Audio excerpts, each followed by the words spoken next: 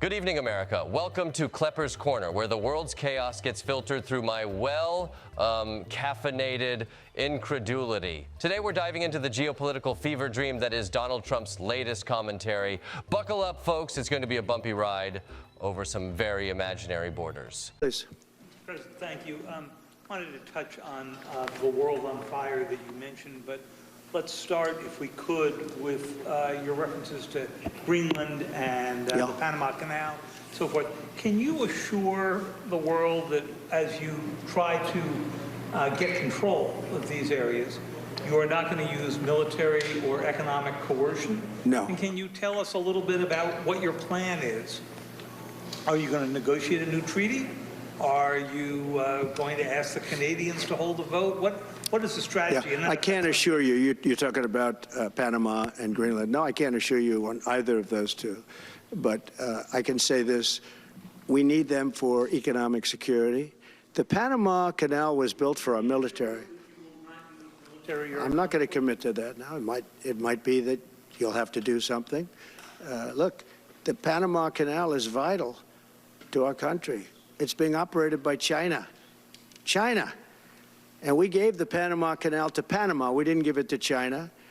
And they've abused it. They've abused that gift. It should have never been made, by the way. Giving the Panama Canal is why Jimmy Carter lost the election, in my opinion, more so maybe than the hostages. The hostages...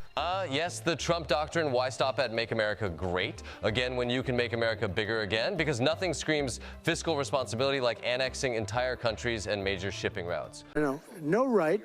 No right. But why are we supporting a country, 200 billion plus a year? Our military is at their disposal. All of these other things, they should be a state.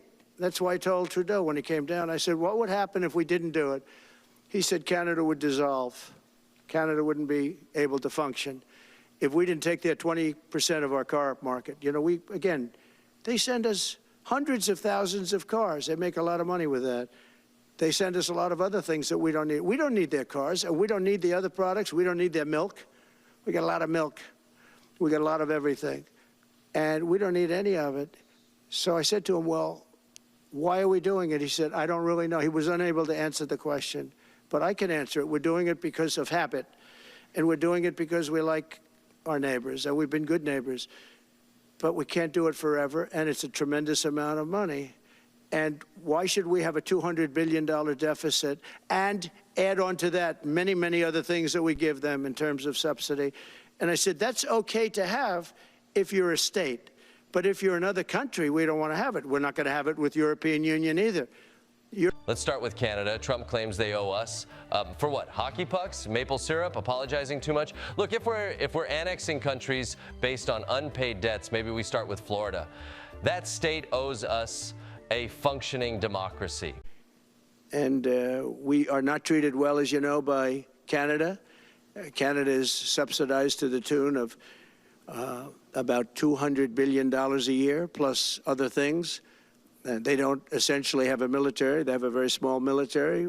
They rely on our military. It's all fine, but, you know, they got to pay for that. It's very unfair. I have so many great friends. One of them is the great one, Wayne Gretzky. I said, run for prime minister, you'll win it'll take 2 seconds. But he said, well, am I going to run for prime minister or governor? You tell me. I said, I don't know, let's make it governor. I like it better. A lot of them, we don't need Canada for that. We don't need Canada for lumber because we have big forests that we have, you know, not utilized. In some cases, they're protected, which I can take that protection off.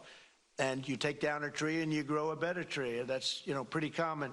But we don't need anything. We don't need their fuel. We don't need their energy. We don't need their oil and gas. We don't need anything that they have. And I said to Trudeau, I said, why are we subsidizing you $200 and $250 billion a year? He said, I really don't know. And I said, well, I don't know either. I said, what would happen to Canada if we didn't? He said, Canada would be obliterated if that happened. I said, then Canada should be a 51st state. And Let's not forget that nearly half of our oil imports come from Canada. If Trump's remarks mean anything, could they threaten that supply? Imagine telling MAGA supporters, you know, the ones driving lifted trucks with American flags flapping in the wind, that their gas price just spiked because we picked a fight with the oil neighbor to the north. I'm pretty sure their love for energy dominance ends where a $200 fill-up begins. Greenland, your position is clear, but have you directed your staff to take these specific actions to drop plans? And can you elaborate again? You didn't rule out military coercion. Well, we need Greenland for national security purposes. I've been told that for a long time, long before I even ran. I mean, people have been talking about it for a long time.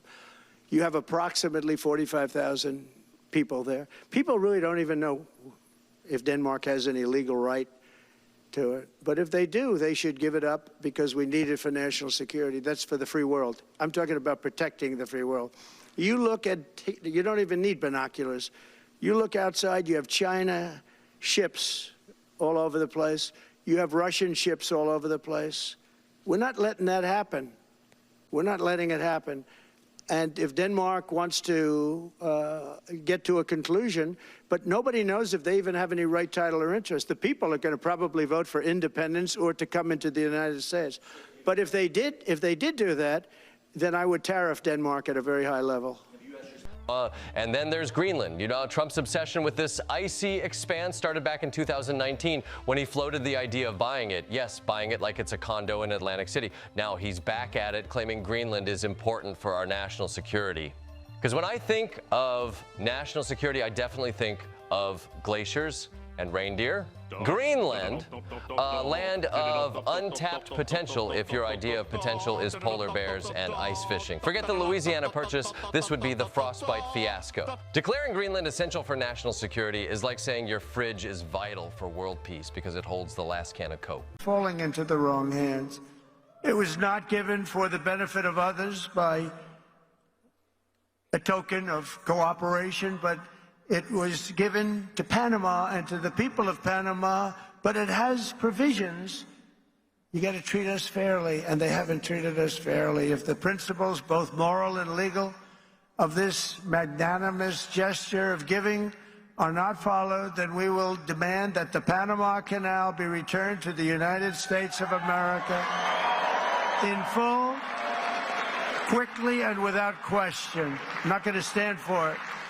And finally, the Panama Canal. You know, Trump wants it back. And apparently giving it up in 1977 was the worst deal ever, which is saying a lot for a guy who sold steaks through sharper image. Taking back the Panama Canal, sure, let's just roll into Central America and say, hey, remember us? We're here to fix things like we did with everything else. So now I know what you're thinking. Is this just Trump's latest distraction, or is this what happens when you let Donald Trump get a hold of Sid Meier's civilization? Either way, it's clear the man's foreign policy is less art of the deal and more art of the steal. Here's the thing, annexing Canada, Greenland, and the Panama Canal isn't just impractical, it's downright absurd. Canada's got universal health care, Greenland's got glaciers, and Panama's got, well, dignity, none of which would survive a Trump takeover. But hey, maybe I'm wrong. Maybe Trump's onto something. Maybe by 2028, we'll all be sipping Tim Hortons in Florida, ice skating in Nevada, and cruising through Trump-branded locks in the Canal Zone.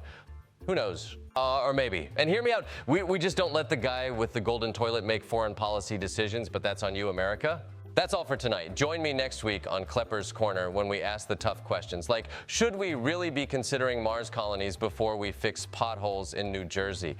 If you liked the video, leave a like, comment, maybe even subscribe. If you hated it, leave a dislike and a hate comment. Good night, America.